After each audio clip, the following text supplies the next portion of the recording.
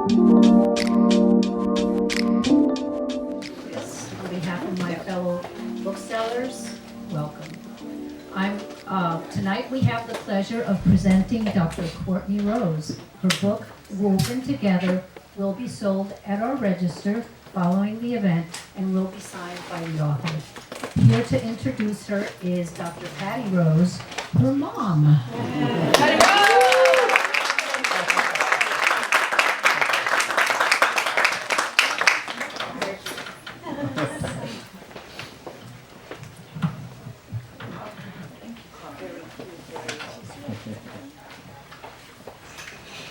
Carmen did such a lovely job, didn't she?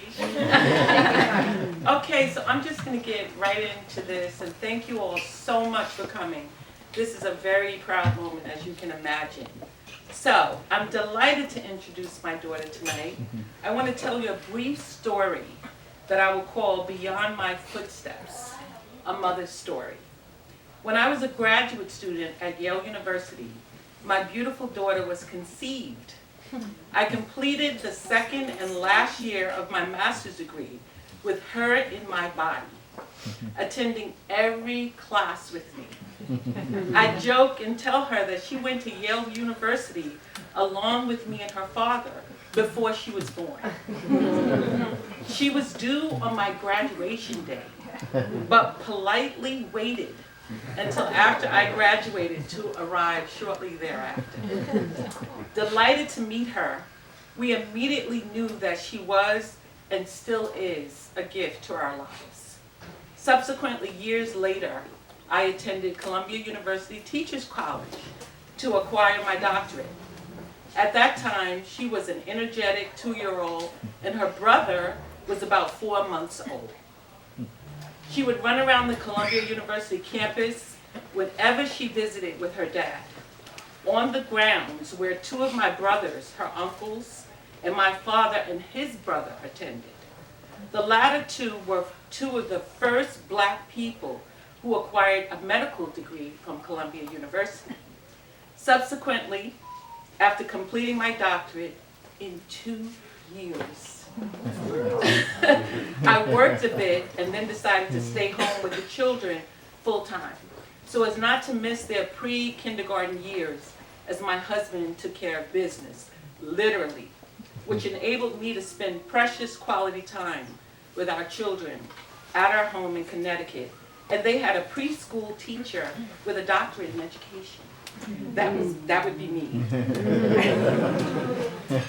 We ultimately moved to Miami for my first full-time professorship at FIU, to all the FIU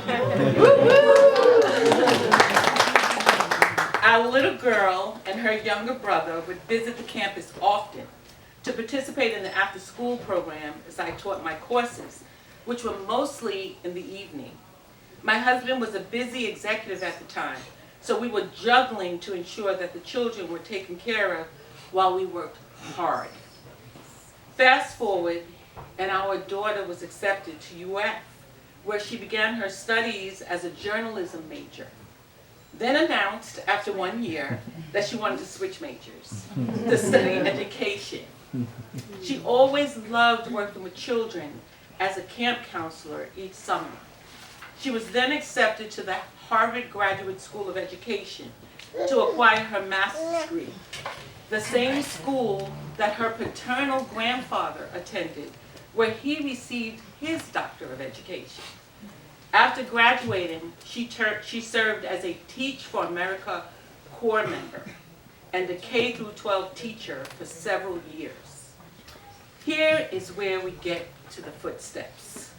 She then decided to pursue her doctorate, and where did she go? Columbia University Teachers College, where I attended. And she earned the same degree as me, the Doctor of Education, or EDD, from a different department. I could barely hold it together at her graduation, as it was such a full circle moment, filled with joy. If that wasn't enough, she then started her first full-time professor position at FIU, where I began my career as a full-time professor. Now I stand before you in the bookstore that she and I both love, Books and Books, for her first book launch, where I had my first book launch. I know, it's emotional. When I walked in here today, I saw that this is the same room. Because we had no idea which room was going to be picked.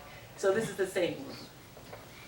So with that being said, this is another moment where I'm barely holding it together as I am once again filled with joy. There has been no greater happiness in my life, along with my husband, Jeffrey Rose, who is at the camera in the back there, than raising our two beautiful children together. Now, attorney and general counsel Brandon Rose, this is her brother, who is standing here, who makes us so proud and is also deeply loved by us. He protects us all as our family attorney, which we appreciate so much. And Professor, or Dr. Courtney Rose, the focus of our time here today, who also makes us equally proud. Her father, my wonderful husband, who made a career change some time ago, is one of the featured teachers in her book. So in her book, she'll tell you all about the featured teachers today. She will share insight about her wonderful book entitled Woven Together, How Packing Your Teacher Identity Creates a Stronger Learning Community, which is about such an important field, education, that matters in one way or another to us all, whether we are teachers or not. As she now walks in her own formidable, intellectual, forward-thinking, scholarly path, often with a lovely smile, my hope and desire is that she will continue to excel beyond my footsteps. I welcome her wholeheartedly to the Authors Club. And it is with great pleasure, tremendous pride, and immense love that I introduce her today, Dr. Courtney Rose.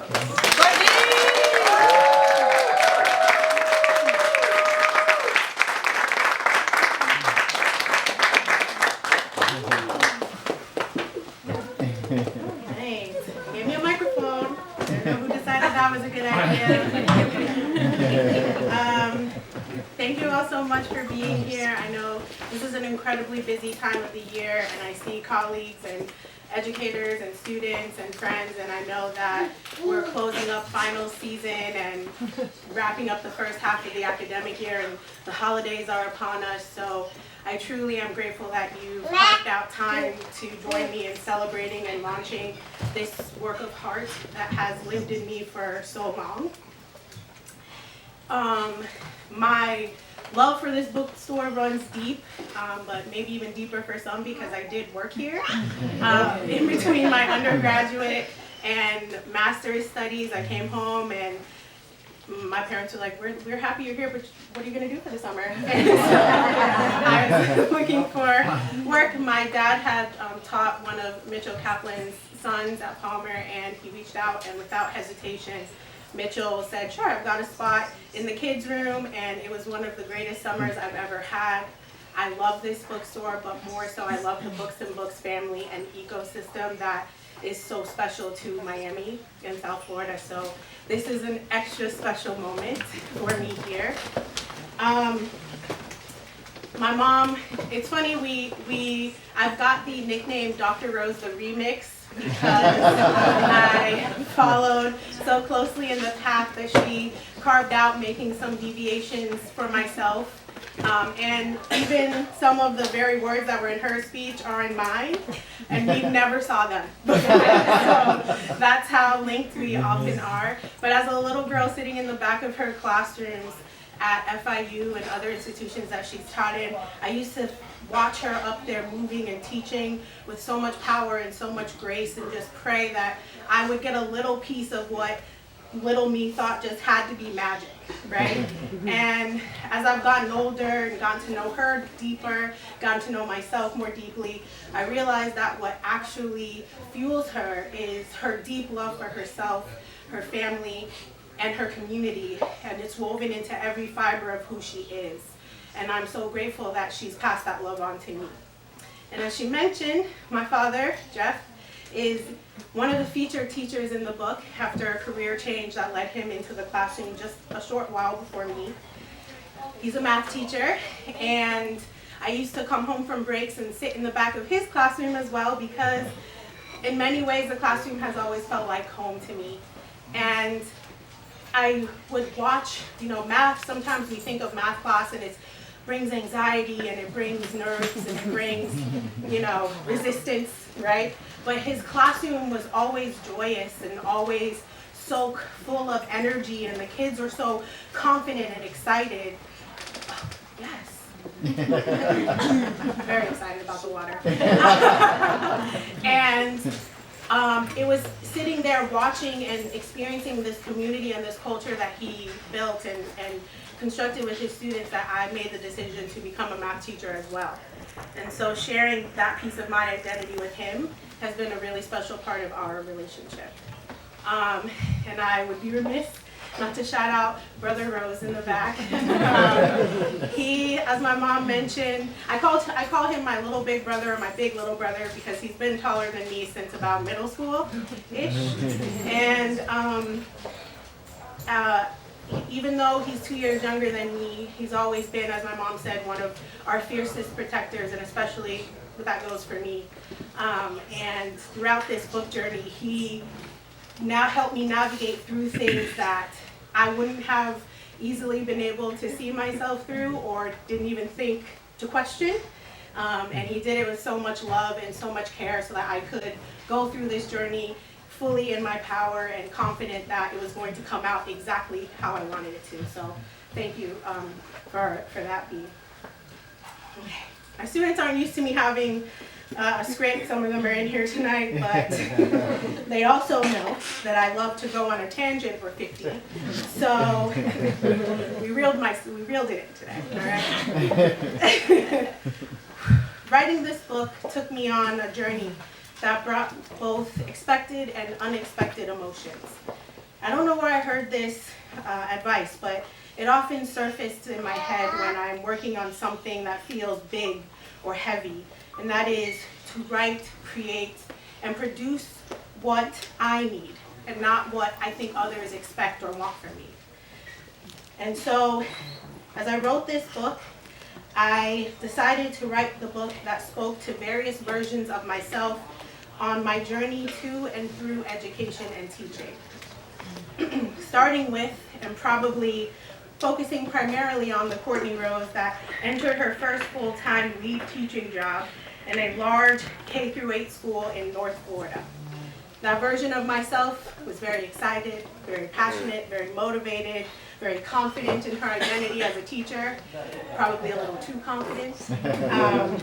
But after flailing around a little bit as a journalism major and finally finding a major that felt like home, elementary education, I felt like I was finally doing what I was put on this earth to do.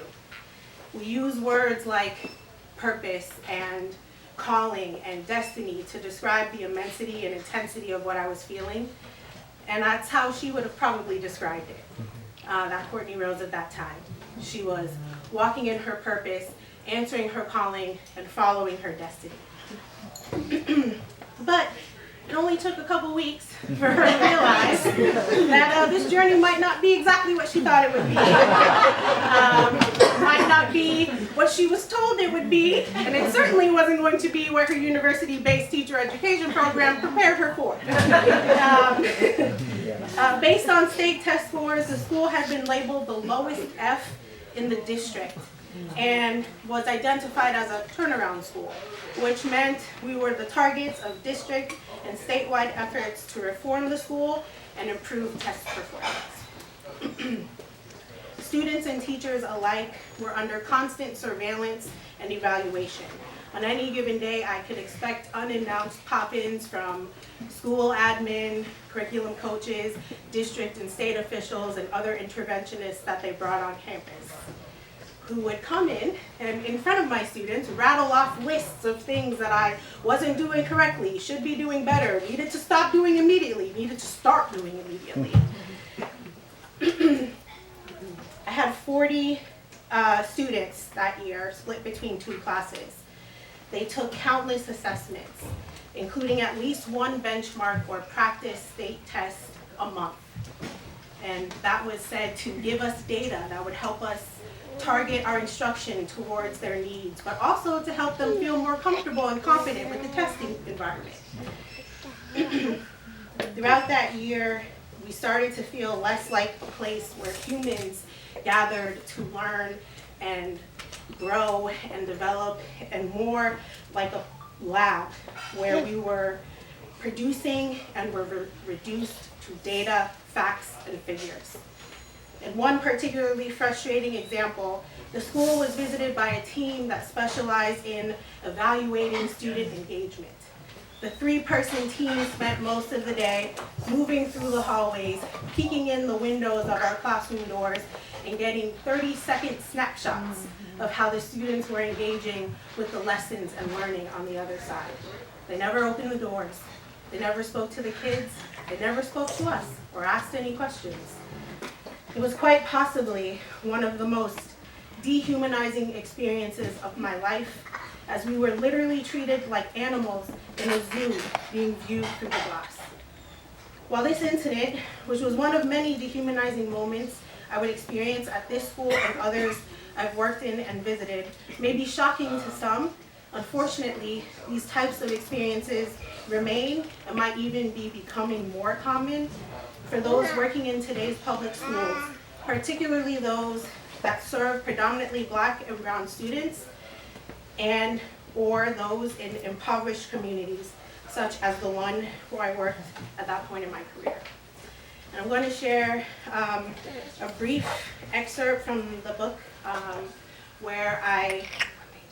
that I think embodies the impact that this had on my mental and emotional health, as well as my vision for myself as a teacher in this moment. It's on Roman numeral page 19, which I did have to freshen up on after I said Roman numeral in the introduction for those who have the book. I'm going to take a little water before we read.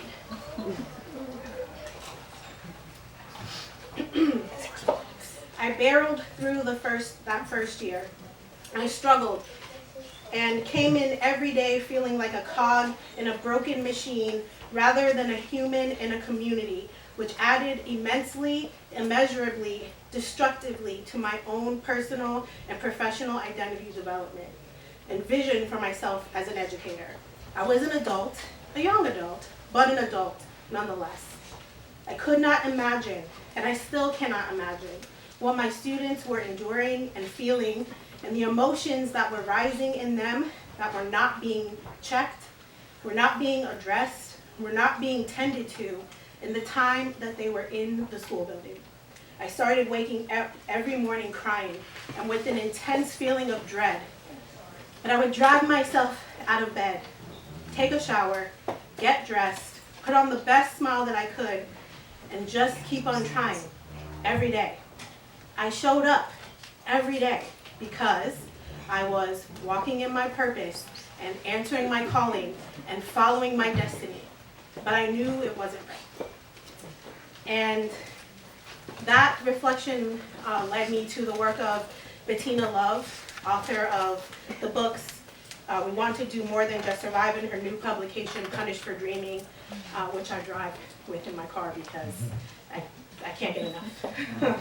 But in these texts, she refers to these types of dehumanizing practices and the impacts it has on Black and brown students and those whose identities situate them outside of the Eurocentric norms as spirit murdering, or the denial of inclusion, protection, safety, nurturance, and acceptance because of fixed yet fluid and moldable structures of racism, and I add intersections with other forms of oppression.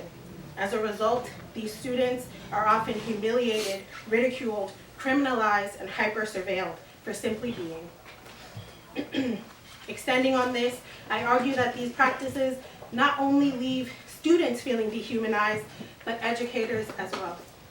We have seen the impacts of this as the country navigates one of the largest teacher shortages in history.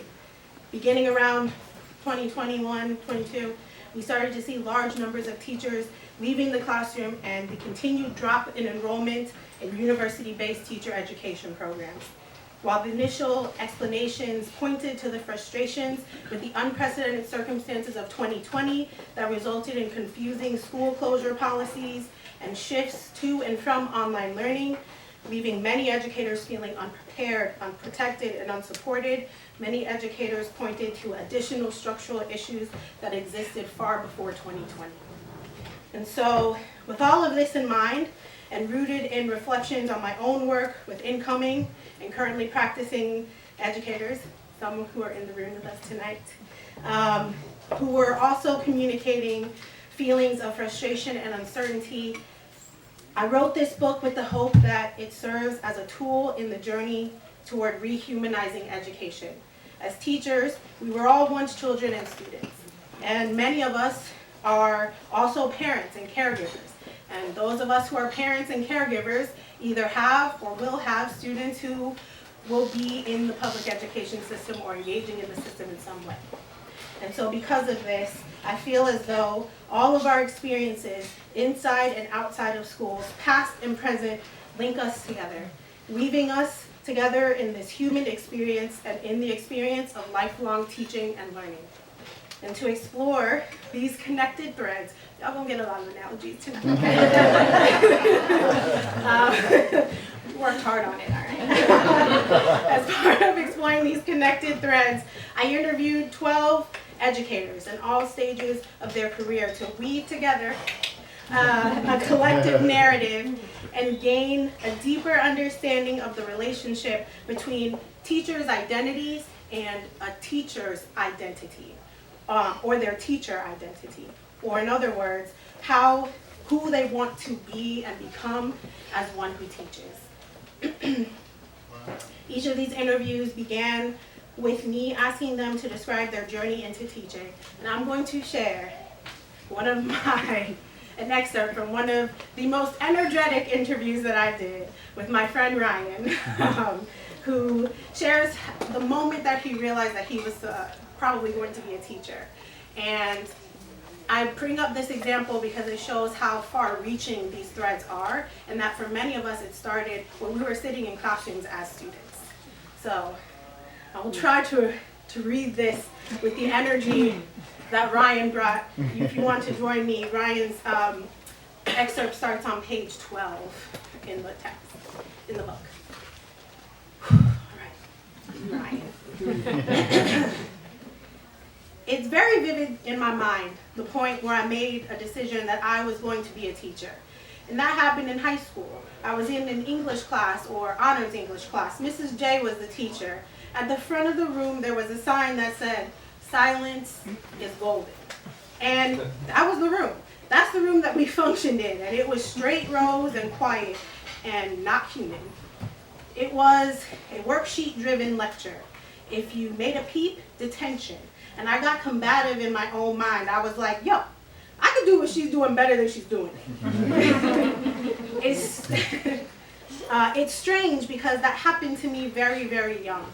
But still in that moment, I was going to be a basketball player. I was going to be a rapper. That wasn't the moment where it was solidified that I was going to become a teacher. But that's where the seed was planted. And a lot of my work right now revolves around justice in educational spaces. I didn't have the language to name it then, but I could feel it. I could feel it. It's specifically in this classroom with this white woman educator, where silence is golden, and I had so much noise in me that I had to get out.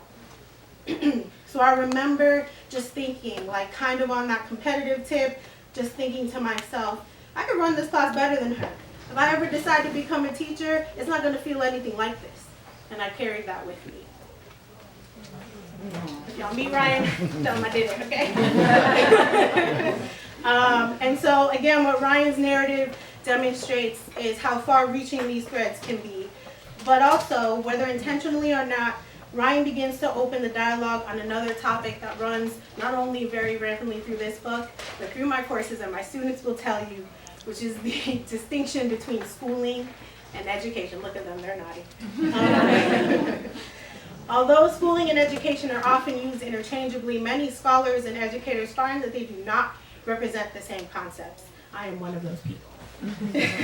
Education is a process that we are constantly engaging in through every interaction and experience that we have. We learn about ourselves, others, and the world around us. While we acquire an education in schools, the process of being educated is not and cannot be confined to school buildings and classrooms. Schooling, on the other hand, speaks specifically to the learning that is acquired in the halls and classrooms of K-12 buildings.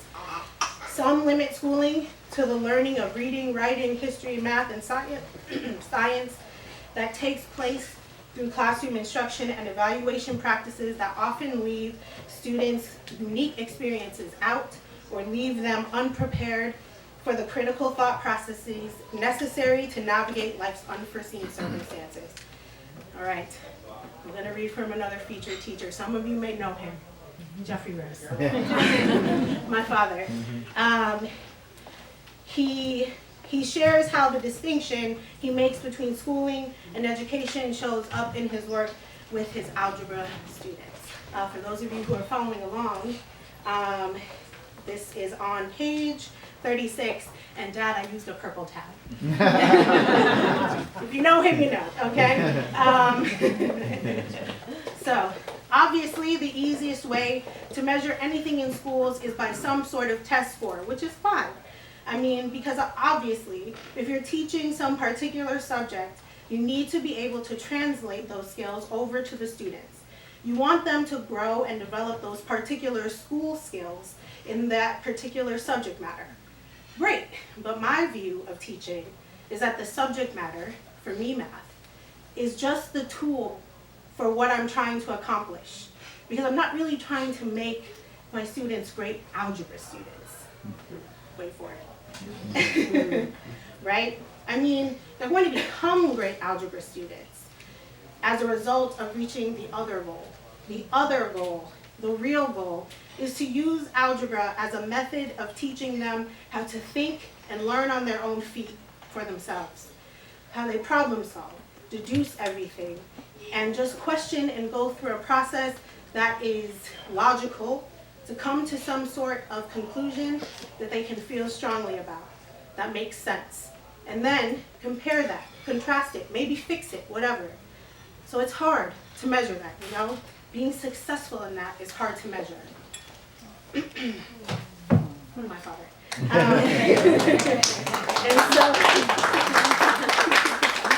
And so what this excerpt really spoke to was something that I saw come up with a lot of the featured teachers, which is the way that they reframed and redefined effective teaching to embody a practice that was much more holistic and humanizing. Sitting with stories like these, which grew from a conversation on how we evaluate and measure teacher effectiveness, I began to think about some of the potential missteps and pitfalls that can occur in the process of attempting to develop a humanizing practice. Throughout my own educational and teaching journeys, I have encountered many, often well-intentioned educators who do a phenomenal job of teaching students how to better navigate the culture of schooling, but do nothing to disrupt the underlying dehumanizing policies and practices. While there are likely many groups that we can categorize these folks into, I narrowed it down and presented it in 3 primary categories in the book. The Pity Patrol, the Savior Squad, and the Bootstraps crew. Now, you might be excited to hear about all of them. They're right here. I go into detail on each of these groups, providing insight into the specific missteps and pitfalls they embody in the development of their practice. The dehumanizing and damaging narratives they can unintentionally reinforce and reproduce, as well as counterexamples or ways to avoid falling into one of these categories yourself. In the interest of time, I will give a brief overview of the one that I personally experienced and have seen most, the pity party, or the pity patrol. Okay. Those falling into this category often paint Black, brown, and other historically disenfranchised communities and populations as helpless, or operate from the belief that the discriminatory, exclusionary, and inequitable experiences many of these students face as they navigate society and the education system means they are weaker, less capable, or more fragile than their white and more affluent counterparts, even though research tells us otherwise. Claiming a desire to create supportive environments that reduce frustration, these educators often overcompensate, resulting in lowered academic and behavioral expectations that actually increase barriers and further limit opportunities to access necessary resources and experiences. Although they often spend a lot of time reviewing research and exploring historical backgrounds of their school and community, they misuse this data to justify and their lowered expectations, whether intentionally or not, continue to locate the root of the continued issues in their students and their communities.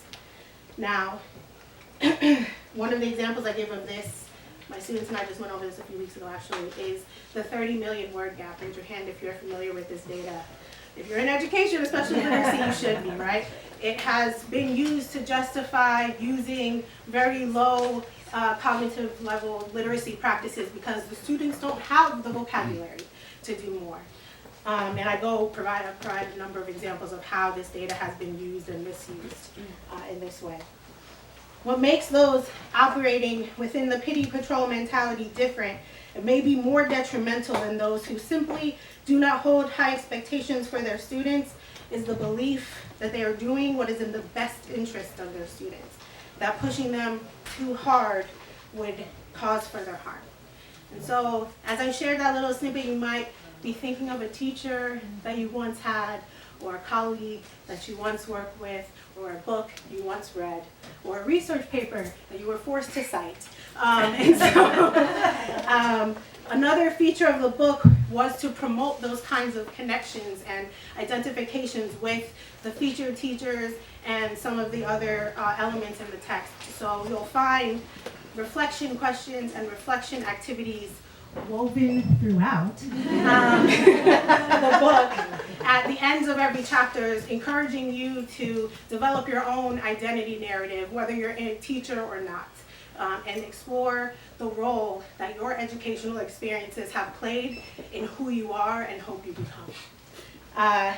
Personally, as I was putting this together, engaging with the teachers, the featured teachers, and developing these questions, I began to have some of my own revelations and connections. And my story is woven throughout here as well. And I'm going to share one particularly emotional one. And I haven't read it without crying yet, so we'll see how it goes tonight. But in this, it led me to write an entire chapter on the mind-body connection, or rather the mind-body disconnection that I experienced in my own schooling. For those following along, we're going to be on page 78.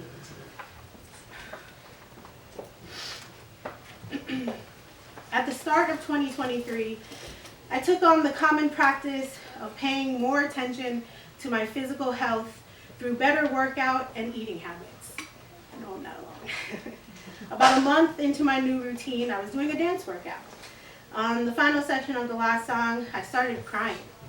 Not an intense hysterical cry, but I felt a strong emotion coursing through my entire body, and my eyes teared up, which oddly fueled me to push through to the end of the workout. I literally had nothing left, but all of a sudden I just felt this surge of energy and go through my body, giving me just what I needed to complete the final moves. I finished the workout feeling so empowered, but as I turned it off, the emotion intensified, and the tears started flowing. Reflecting on that moment, I recognize it as a necessary release, an opening of a valve triggered by the connection between my mental, emotional, and physical selves that I engaged in order to make it through to the end of the workout. I think the few years prior to the restarting my health and fitness journey, with all the shifts that the country went through, my transitioning into a new position and taking on more responsibilities and a heavier load as a full-time professor, and different relationships in my life changing and evolving had led me to store and hold so much of my body, often mistreating and being very hard on it. But through all of that, my body never gave up on me. Sure, at times it gave me signals that I needed to do better or do differently, but it never stopped. It was there. It carried me and kept me whole. Digging deeper, I started to reflect on how, as a Black person, as a Black woman, as a Black educator, I'd learned, and in some cases been explicitly taught, to store so much in my body. And that this is something I'd heard from so many other Black women, both inside and outside of education.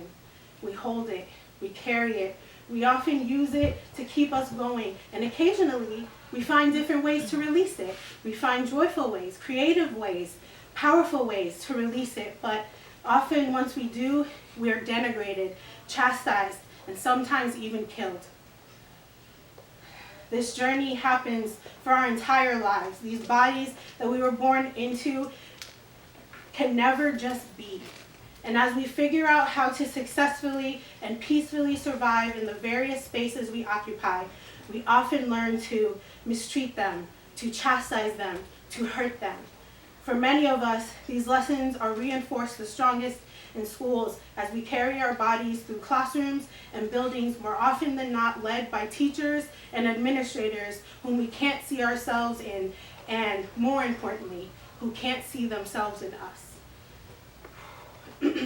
Left unexplored, this chasm, or what research refers to as a cultural gap or mismatch, often leads to the reproduction and reinforcement of deficit-based narratives, leaving many students trying to find safety and comfort in bodies that have been simultaneously labeled as too much and not enough.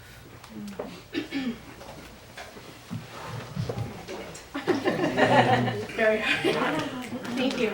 I went back and forth about sharing that, both in the book and here. It's very personal, deeply personal, and like I said, I've never read it without crying. So, but I think it was important because that's the depth of the reflection and connection and critical thinking that I hope this book sparks for people as they think about the roles that education and schools can play in coming to terms with who we are from physical, spiritual, and emotional places as well. I want to wrap up soon here because I want to have time to talk to you beautiful people and answer any questions that you have and sign your books. But I'll close up by summarizing a conversation that I had with another one of the featured teachers, Yari, who has become a great friend throughout this process. Her full commentary can be found on page 163, but essentially we discussed the distinction between formal and informal teachers, with Yari noting that we are all teachers and always teaching in some capacity, whether that's in our roles as parents and caregivers, as romantic partners, as siblings, or in the various capacities of our professional roles, be they inside or outside of schools and classrooms. I've had many informal teachers and educators throughout my life, and sometimes I didn't realize the lessons they taught me until much later after having time to reflect. In fact, and I told them this often, some of my most profound lessons have come from my students, both the third graders that I was an assistant teacher for in the way back when, to the college and graduate students that I have the pleasure of working with now. And because I want to anchor us in the book. I'm going to take us back to the book on page 165 and close out with a quote that I think encapsulates what I hope the impact of this book is in the long term. Page 165. As the famous proverb states, if you want to go fast, go alone. But if you want to go far, go together. Together as a collective community of teachers, learners, parents, caregivers, all weaving in and out of those roles and leaning into our power and strength, we can redefine and reweave a new vision for our work as one rooted in love, healing, and resistance. Listen, thank you all so much for coming.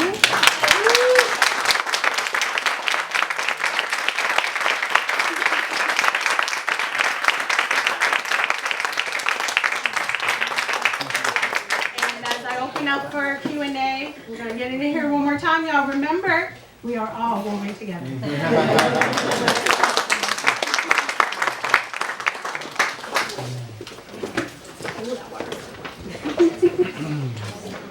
if there are any questions, I'd love to take a few.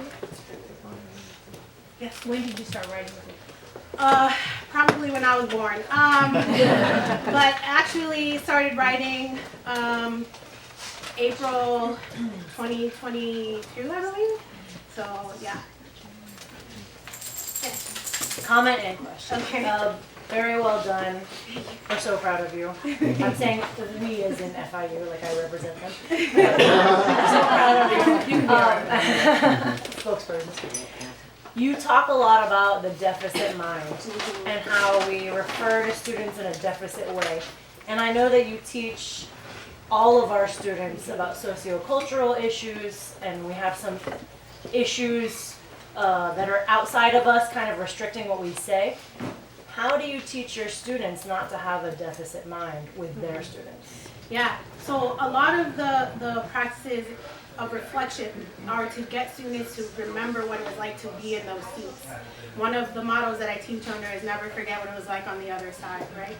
And so many of the students have personal experiences of being impacted and affected by those deficit mindsets, connected to those feelings, and next thing I knew, here we are. So I think it was just recognizing how many people shared those feelings that I was having, and that it was important to share those thoughts.